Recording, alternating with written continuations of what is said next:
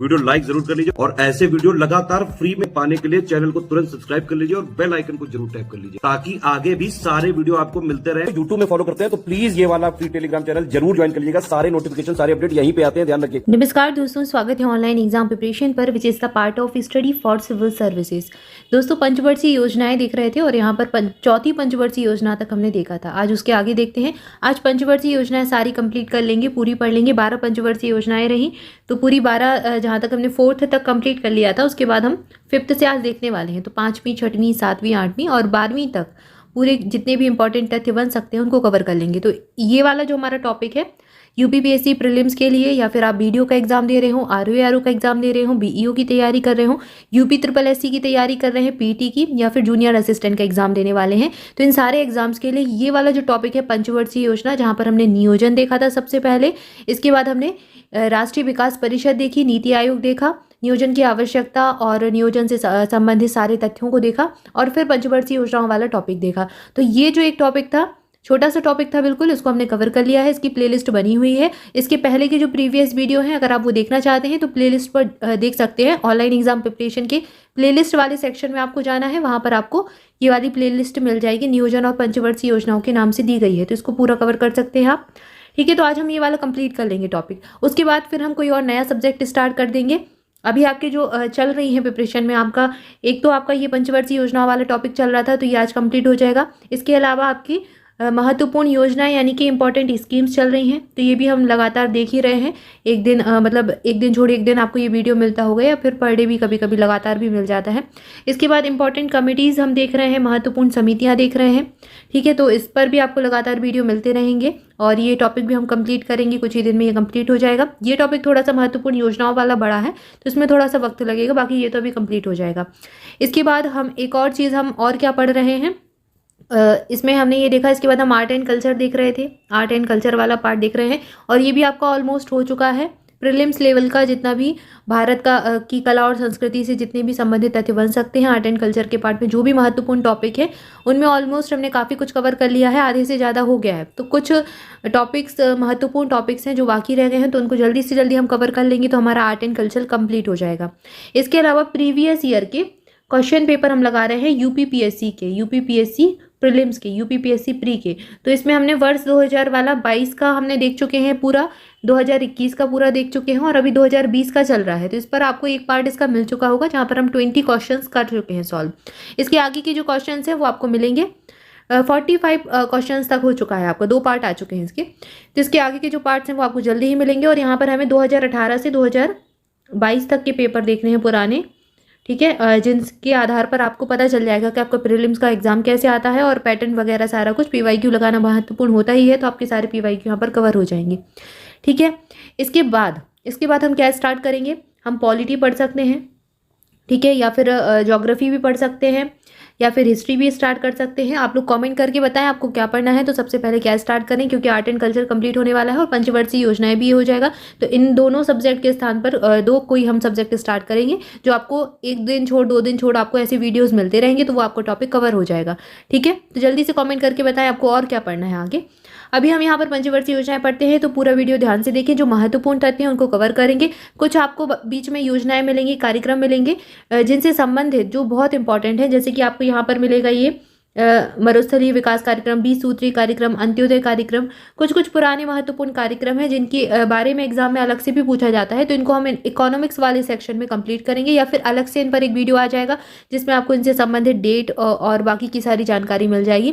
तो यहाँ पर बिल्कुल ऐसे नहीं सोचना है कि आपको डेट नहीं बताई गई या कोई और इससे संबंधित चीज़ें आपको बताई जा सकती थी, आपको नहीं मिली।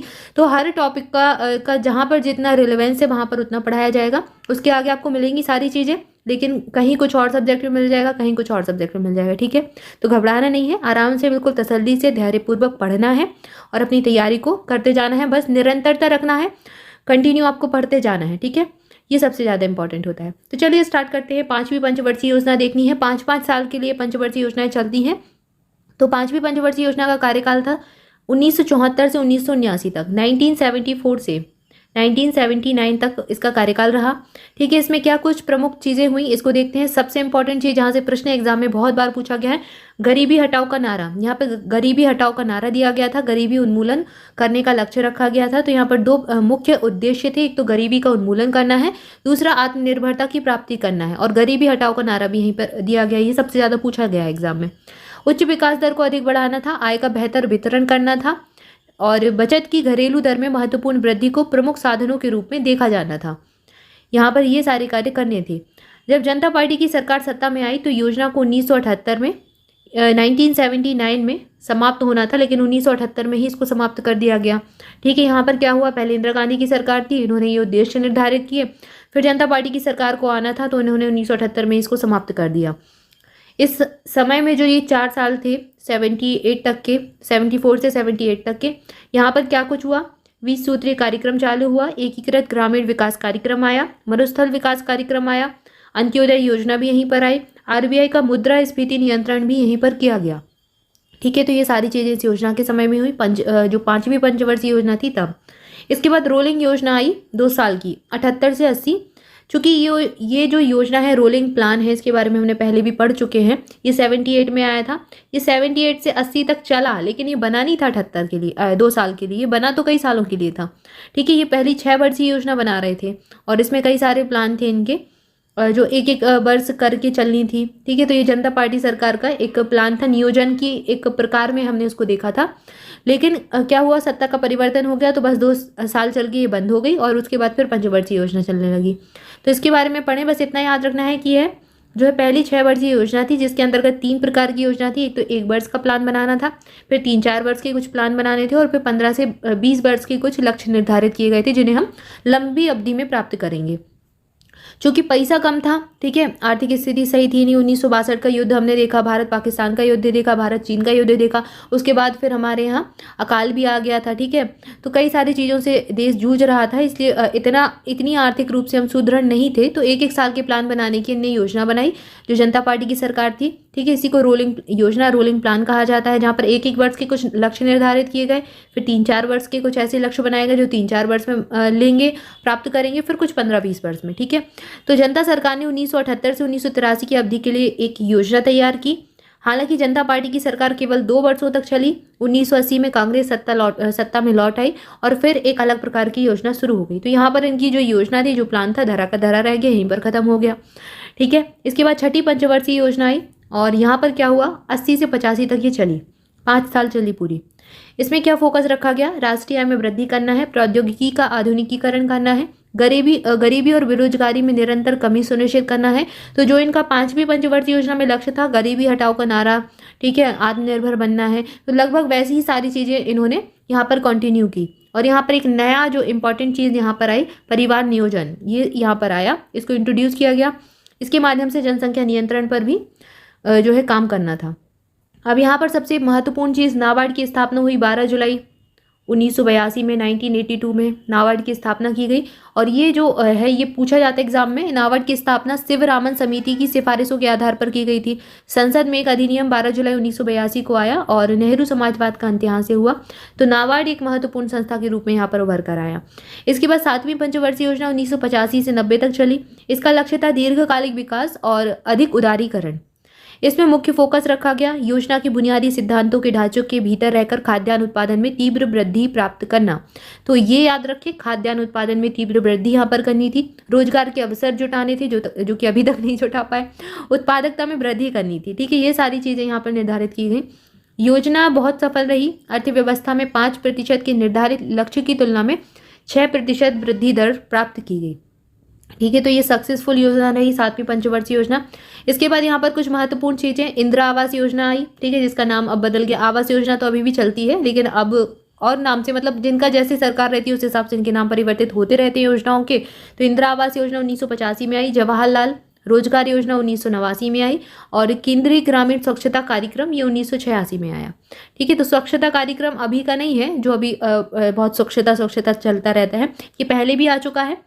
और फिर उसके बाद 2014 में फिर से स्वच्छ भारत अभियान चालू हुआ था। और अभी चल भी रहा है लगातार देश भर में, और कई सारे कार्यक्रम चलते रहते हैं स्वच्छता से संबंधित। तो सब योजनाएं जो हैं चलती, पहले भी ये प्लान रहे हैं, आवास योजना भी रही, रोजगार योजना भी रही, बस नाम परिवर्तन होकर और इम्प्लीमेंटेशन रहता है कि कौन कितने बेहतरीन तरीके से कर सकता है चीज़ों को। इसके बाद 8वीं पंचवर्षीय योजना 1992 से 97, 92 से 97 तक ये योजना जो है चली। इसका लक्ष्य क्या था? केंद्र में राजनीतिक अस्थिरता के कारण 8वीं योजना को 2 साल के लिए स्थगित कर दिया गया।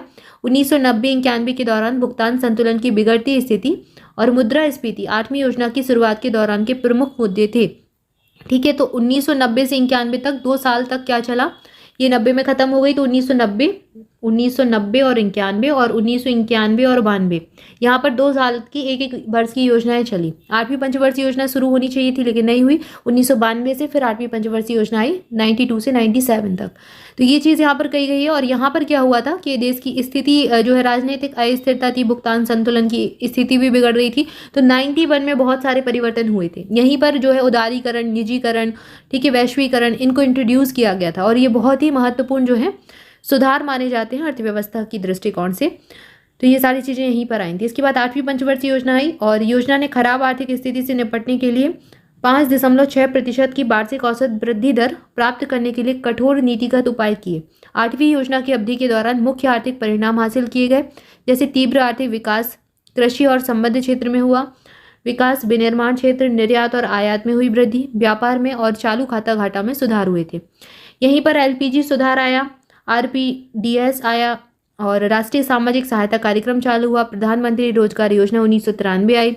महत्वपूर्ण चीज़ मध्याह्न भोजन योजना, जो अभी तक एग्जाम में बार बार पूछा जाता है, 1985 में यहाँ से शुरू हुआ था, मिड डे मील। और भारत 1 जनवरी 1995 को 1995 को विश्व व्यापार संगठन का सदस्य भी यहाँ पर बन गया। तो ये भी महत्वपूर्ण है। और सबसे ज़्यादा एग्जाम में ये पूछा जाता है, मिड डे मील योजना कब आई? मध्याह्न भोजन योजना ये 1995 में हुई। ठीक है, तो इसकी डेट याद रखें। इसके बाद 9वीं पंचवर्षीय योजना देखते हैं। 9वीं पंचवर्षीय योजना जो थी 97 से 2002 तक चली। इसे 4 महत्वपूर्ण आयामों के संदर्भ में विकसित किया गया। 4 आयाम कौन कौन से थे? जीवन की गुणवत्ता को बढ़ाना है, उत्पादक रोजगार का सृजन करना है, क्षेत्रीय संतुलन बनाना है और आत्मनिर्भर बनना है खुद को। ठीक है, आत्मनिर्भर बनाना है देश को। इस योजना का मुख्य फोकस था सामाजिक न्याय पर जोर देकर देश में विकास को बढ़ाना। इसी क्रम में योजनाएं लाई गई। तो यहाँ पर TPDS आया, अन्नपूर्णा योजना आई, स्वर्ण जयंती रोजगार योजना आई और सर्व शिक्षा अभियान यहीं पर शुरू किया गया। गंगा कल्याण योजना आई 1997 में। ठीक है, इन सब के बारे में अलग से पढ़ेंगे हम। TPDS भी पढ़ना है, इसके पहले यहाँ पर RPDS आया, TPDS आया, सब पढ़ेंगे आराम से। इसको एक अलग से वीडियो में पूरा सारी चीज़ें एक करके जो इंपॉर्टेंट फैक्ट होती है, जैसे ये है क्या, इसकी डेट क्या है, सब कुछ पढ़ेंगे। इसके बाद 10वीं पंचवर्षीय योजना है 2002 से 2007 तक। इसमें क्या था? इस पर भारत विजन 2020 रखा गया, जो कि APJ अब्दुल कलाम जी का विजन था, भारत विजन 2020। इसके बाद राष्ट्रीय ग्रामीण स्वास्थ्य मिशन 2005, भारत निर्माण योजना यहाँ पर आई, त्रिवेह जिसको कहते हैं। राष्ट्रीय जननी सुरक्षा योजना यहाँ पर 2005 में आई। नरेगा यहाँ पर शुरू किया गया, जिसका नाम 2 अक्टूबर 2009 को बदलकर मनरेगा कर दिया गया। महात्मा गांधी रोजगार गारंटी योजना यहाँ पर कर दिया गया और पहले नरेगा था। 2005 में नरेगा शुरू हुआ और ये इम्प्लीमेंटेशन इसका कब से हुआ? 2 फरवरी 2006 से इसको शुरू किया गया। राष्ट्रीय बागवानी मिशन यहाँ पर आया था। ये सब 10वीं पंचवर्षीय योजना के कार्यक्रम है। यहाँ पर 8% जो GDP है विकास दर हासिल करने का लक्ष्य रखा गया। GDP यहाँ पर GDP, ठीक है, 8%, ठीक है, ग्रॉस डेवलपमेंट जो होता है हमारी। इसके बाद 2007 तक गरीबी अनुपात पे 5% अंक की कमी लाने का लक्ष्य रखा गया। 10वीं योजना अवधि में श्रम शक्ति को जोड़ने के लिए लाभकारी उच्च गुणवत्ता वाला रोजगार प्रदान करने का लक्ष्य रखा गया। 2007 तक प्राथमिक शिक्षा तक सार्वभौमिक पहुंच बनानी थी। 2007 तक साक्षरता और मजदूरी दरों में लिंग अंतर में कम से कम 50% की कमी लाने का लक्ष्य भी रखा गया। इसके अलावा जो 2001 से 2011 तक के बीच का समय था, लगभग 10 साल, इनके बीच में जनसंख्या वृद्धि की जो 10 की दर थी 16.2% तक कमी लाने का यहाँ पर लक्ष्य रखा गया। योजना की अवधि के भीतर साक्षरता दर को 72% और 2012 तक 80% तक ले जाने का लक्ष्य रखा गया, जो कि अभी तक नहीं हुआ। 2007 तक देश के कुल भौगोलिक क्षेत्र में वन और वृक्ष आवरण को 25% तक और 2012 तक 33% तक ले जाने का लक्ष्य रखा गया। इसके बाद 2007 तक सभी प्रमुख प्रदूषित नदियों और 2012 तक अन्य अधिसूचित हिस्सों की सफाई करने का लक्ष्य भी निर्धारित किया गया। तो यहाँ पर ये सारे लक्ष्य निर्धारित किए गए जो इतने महत्वपूर्ण नहीं है, एग्जाम में इतने नहीं पूछे जाते। कुछ चीज़ें बस यहाँ पर याद रखें आप। विजन 2020 10वीं पंचवर्षीय योजना में आया, मनरेगा 10वीं पंचवर्षीय योजना में आया, राष्ट्रीय ग्रामीण स्वास्थ्य मिशन 2005 से 10वीं पंचवर्षीय योजना में आया, भारत निर्माण योजना, ठीक है, और राष्ट्रीय बागवानी मिशन, ये सारी चीज़ें यहाँ पर आई। इसके बाद 11वीं पंचवर्षीय योजना, इसका जो है इससे पूछा जाता है इसका उद्देश्य क्या था, और 11वीं और 12वीं का, अधिकांशतः 12वीं का भी पूछा जाता है क्योंकि ये लास्ट थी। तो 11वीं पंचवर्षीय योजना का कार्यकाल भी कई बार पूछा गया है ऑप्शन में। आजकल क्या है, जोड़ी मिलाने को दे देते हैं या फिर 3-4 ऑप्शन दे देते हैं, उसमें से सही चुनना होता है, 1 या 2, 2 या 3, इस प्रकार से। तो वहाँ पर 1-2 योजनाएं और आपको मिल जाती हैं देखने को। तो 2007 से 2012 तक यह योजना चली। राष्ट्रीय खाद्य सुरक्षा मिशन 2007 यहाँ पर आया, और 2013 में इसी के तहत खाद्य सुरक्षा अधिनियम बनाया गया, और ये इंपॉर्टेंट है, यहाँ से प्रश्न एग्जाम में पूछा गया है। राष्ट्रीय स्वास्थ्य बीमा योजना यहाँ पर आई। राष्ट्रीय कृषि विकास योजना आई 2007 में। सबला योजना यहाँ पर आई 2010 में। जो लड़कियाँ होती हैं उनको सशक्त बनाने के उद्देश्य से इसको शुरू किया गया। समावेशन की अवधारणा अस्तित्व में आई। नेशनल रूरल लाइवलीहुड मिशन यहाँ पर शुरू किया गया। इसके अलावा तीव्र और समावेशी विकास हासिल करने का लक्ष्य यहाँ पर रखा गया, और ये प्रश्न एग्जाम में पूछा गया है। तो तीव्र और समावेशी विकास हासिल करने का लक्ष्य कब रखा गया? 11वीं पंचवर्षीय योजना में। इसके बाद शिक्षा और कौशल विकास के माध्यम से सशक्तिकरण करना था, लैंगिक असमानता में कमी लानी थी, पर्यावरण स्थिरता को प्राप्त करना था, कृषि उद्योग सेवाओं में वृद्धि करनी थी, 4% की कृषि में वृद्धि, 10% के उद्योग में, और 9% तक सेवाओं को बढ़ाना था। कुल प्रजनन दर को घटाकर 2.1% पर लाने का लक्ष्य रखा गया। 2009 तक सभी के लिए स्वच्छ पेयजल उपलब्ध कराने का लक्ष्य रखा गया, ठीक है। और इसके बाद कृषि विकास को 4% तक बढ़ाने का लक्ष्य रखा गया। तो ये सारे लक्ष्य यहाँ पर निर्धारित किए गए। इसके बाद आई 12वीं पंचवर्षीय योजना 2012 से 2017 तक, ठीक है, और यहीं तक योजना चली। 17 में 17 के बाद बंद हो गई। 17 में क्या, 17 के पहले ही नीति आयोग आ चुका था 15 में, तो फिर नीति आयोग चला। 12वीं पंचवर्षीय योजना यहाँ पर क्या हुई, भारत सरकार की 12वीं पंचवर्षीय योजना में 9% की वृद्धि दर हासिल करने का लक्ष्य निर्धारित किया गया, लेकिन राष्ट्रीय विकास परिषद ने 27/2012 को 12वीं योजना के लिए जो वृद्धि दर है 8.2% की मंजूरी दे दी, इसको कम कर दिया, ठीक है। इसका मुख्य विषय क्या था, तेज, अधिक समावेशी और सतत विकास, और यहाँ से प्रश्न एग्जाम में बार बार पूछा गया है। 2 ही प्रश्न पूछे जाते हैं, एक तो आपका कार्यकाल पूछा जाता है 12 से 17 तक, और दूसरा पूछा जाता है इसका लक्ष्य या फिर विषय, तेज, अधिक, समावेशी और सतत विकास। और यहाँ पर अगर आप देखेंगे तो यहाँ पर क्या था, तीव्र और समावेशी विकास, ठीक है, यहाँ पर सतत भी आगे जोड़ दिया, ठीक है, ये याद रखिए। तो 7 से 12 और 12 से 17, और ये विषय याद रखें। इसके बाद 1 अप्रैल 2017 से 3 वर्षीय कार्य योजना शुरू हुई। नीति आयोग को 15 साल के विजन डॉक्यूमेंट और 7 साल की रणनीति पर काम सौंपा गया। 2030 तक सरकार के विकास कार्यों का मार्गदर्शन इसको करना था। 3 साल की कार्य योजना, फिर 7 साल की रणनीति, और 2030 तक 15 साल का विजन दस्तावेज। अब यहाँ पर आप देख रहे हैं नीति आयोग का काम क्या है, लगभग वही जो रोलिंग योजना थी जनता पार्टी की सरकार की पहले, जो जहाँ वहाँ पर काम नहीं कर सकी, तो यहाँ पर इसका इम्प्लीमेंटेशन किया गया। जब 2014 में फिर से सरकार आई, भाजपा की सरकार आई फिर से, और फिर इन्होंने जो है ख़त्म ही कर दिया, योजना आयोग को ख़त्म ही कर दिया, नीति आयोग को लाए ये प्लानिंग कमीशन। तो लगभग वही सारी चीज़ें हैं। नई प्रणाली के तहत सूत्रों में कहा गया कि राज्यों को विभिन्न योजनाओं के लक्ष्यों को पूरा करने के लिए प्रोत्साहित किया जाएगा, ताकि फंड प्रवाह के कम होने की संभावना का सामना किया जा सके। तो बस यही पूरी कहानी थी पंचवर्षीय योजनाओं की, सारी हमने देख ली, क्या क्या महत्वपूर्ण तथ्य थे। इसके पहले की जो प्रीवियस वीडियो है अगर आप देखना चाहते हैं तो चैनल पर जाकर आप देख सकते हैं, अपने सारे टॉपिक कंप्लीट कर सकते हैं। तो आज के लिए हम इतना ही। इसके बाद नेक्स्ट टॉपिक हम पढ़ेंगे, कोई अच्छा सा सब्जेक्ट देखेंगे। कमेंट करके जरूर बताएं आपको कौन सा सब्जेक्ट पहले पढ़ना है। पढ़ेंगे तो सारे ही, लेकिन कौन सा आप पहले पढ़ना चाहते हैं तो वो जरूर बताएं, ठीक है। और वीडियो को लाइक जरूर कर दें, और कमेंट करके भी बताएं वीडियो कैसा लगा। स्टडी फॉर सिविल सर्विसेज के अगर आप कोई पेड ग्रुप लेना चाहते हैं किसी भी एग्जाम के लिए, आप PDF चाहते हैं, पेड क्विज लगाना चाहते हैं प्रैक्टिस के लिए, तो आप इन नंबर्स पर कॉल करके जानकारी ले सकते हैं। पूरी इन्फॉर्मेशन आपको मिल जाएगी। Thank you for watching this video. मिलेंगे नेक्स्ट वीडियो में। Thank you.